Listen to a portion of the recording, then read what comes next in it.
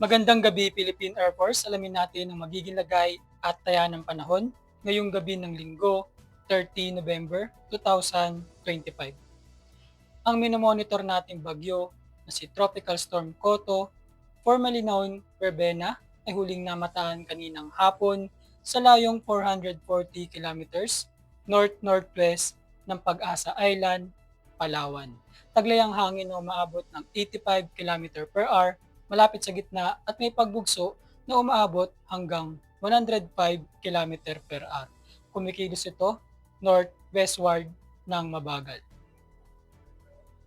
Samantalang patuloy pa rin ang pag-iral ng northeast monsoon or hanging amihan na makakaapekto sa extreme northern Luzon.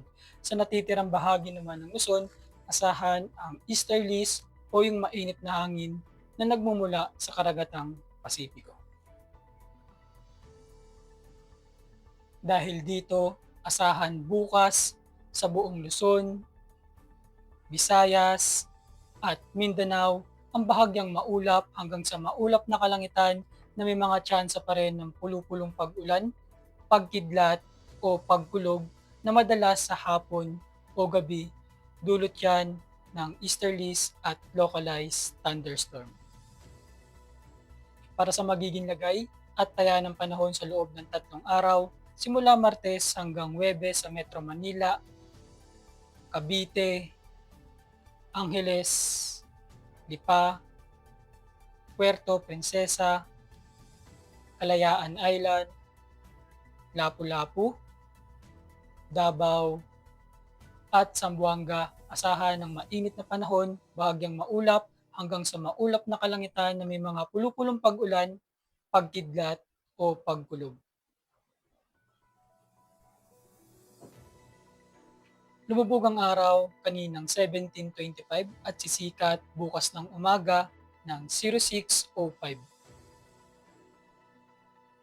Meron tayong 73% increasing moon illumination.